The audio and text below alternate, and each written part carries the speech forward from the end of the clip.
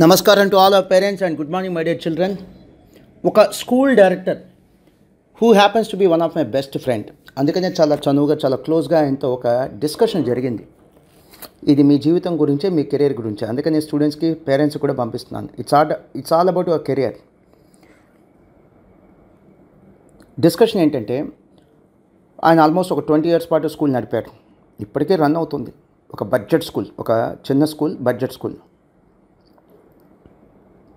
ఆయనకి కోర్స్ గురించి, సిఏ లేదా సిఎంఏ కోర్సెస్ గురించి పెద్దగా అవగాహన లేదు, ఒక అవేర్నెస్ లేదు. అది ఆయన తప్పు కాదు. ఆ అవేర్నెస్ క్రియేట్ చేయడంలో కామర్స్ ఇన్స్టిట్యూషన్స్ నడిపేటువంటి మాలాంటి వాళ్ళ తప్పది. సో సిఏ కోర్స్ గురించో సిఎంఏ కోర్స్ గురించో ఆయన మాట్లాడినటువంటి 2 విషయాలు మీ అందరితో షేర్ చేసుకుంటాను.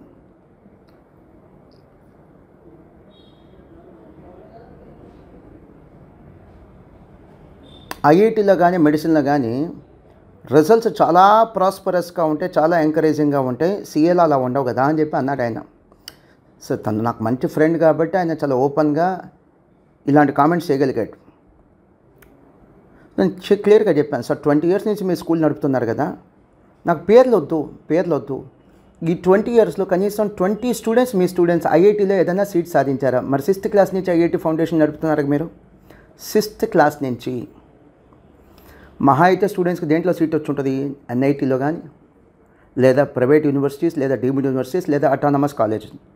ఒక 20 members కన్నా, 20 స్టూడెంట్స్ కన్నా మీ దగ్గర ఐఐటీలో సీట్ వచ్చిందా?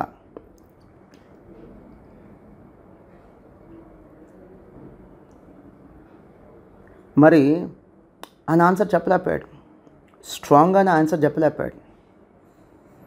నాకేం పేర్లు వద్దు సార్, అట్లీస్ట్ ఒక 20 స్టూడెంట్స్ మీ దగ్గర నుంచి ఐఐటీ సీట్ సాధించిన వాళ్ళు ఉన్నారా, ఐఐటీ పాస్ అయిన వాళ్ళు ఉన్నారా? నేను అట్లా IIT first year, second year, third year, fourth year, అంటే BTech first year, second year, third year, fourth year, ఆ తర్వాత MTech first year, second year, నేను దాని గురించి మాట్లాడట్లేదు. Just IIT entrance examination pass అయ్యి ఐఐటీలో సీట్ వచ్చిన వాళ్ళు ఉన్నారా, అది నేను అడుగుతుంది.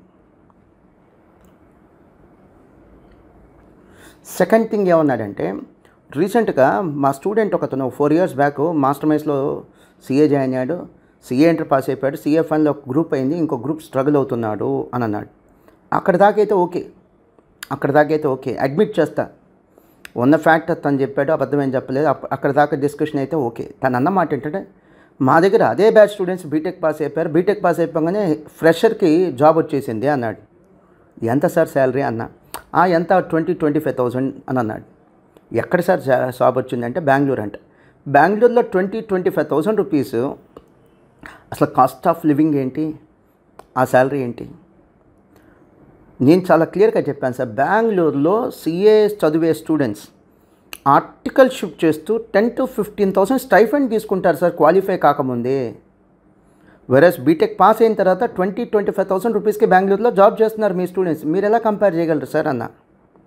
తెలియదు, ఈ స్కూల్ డైరెక్టర్కి తెలియదు ఇట్లా స్టైఫండ్ వచ్చింది స్టూడెంట్స్కి while doing their CA final అని తెలియదు.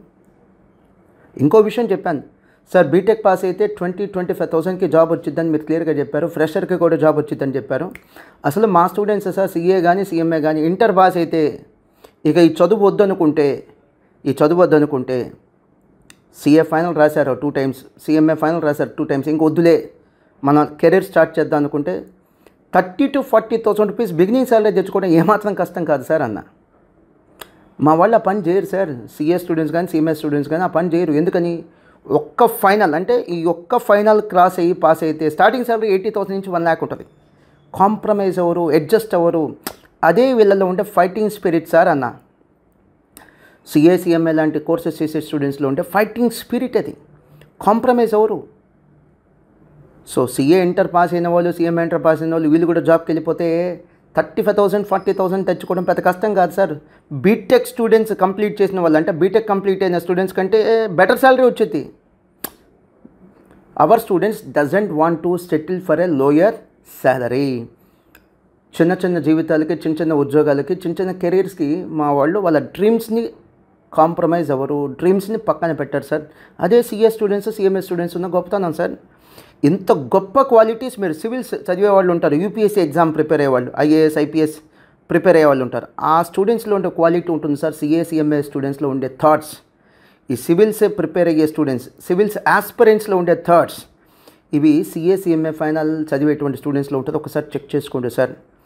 35,000, 40,000 లేదా 30,000 అనుకోండి, తక్కువే లెక్కేసుకున్నాం. సిఏ ఫైనల్ పాస్ అయిపోయినా వచ్చేది sir starting salary. But they don't want to compromise, they want to finish there final. ఈ జాబ్ కాదు ఫైనల్. సో అలా లెక్కేసుకుంటే బీటెక్ పాస్ అయిన వాళ్ళకి 25,000, 30,000 అంటే మా వాళ్ళు కూడా, మా స్టూడెంట్స్ కూడా చదువు ఆపేస్తే ఇంకా ఫైనల్ వద్దనుకుంటే వీళ్ళకి కూడా 30,000, 40,000 రూపీస్ ఇనీషియల్ శాలరీ వచ్చేది sir. And with in no time 2-3 ఇయర్స్లో 50,000కి వెళ్ళిపోగలరు. సో దయచేసి బీటెక్ గొప్పది, చాలా గొప్పది, ఐఐటి గొప్పది, చాలా గొప్పది. సిఏ సిఎంఏ కోర్సెస్ తక్కువ అని మాత్రం అనద్దు సార్. బీటెక్ చాలా గొప్పదనం అంటే మీరు అనండి, నేను అంట. బట్ సిఏ సిఎంఏ కోర్సెస్ తక్కువ అని మాత్రం మీరు అనొద్దు, నా చేత కూడా అనిపించొద్దు, నన్ను కూడా కన్విన్స్ చేయొద్దు అని చెప్పి ఆ స్కూల్ డైరెక్టర్కి చెప్పడం జరిగింది, నా ఫ్రెండ్కి.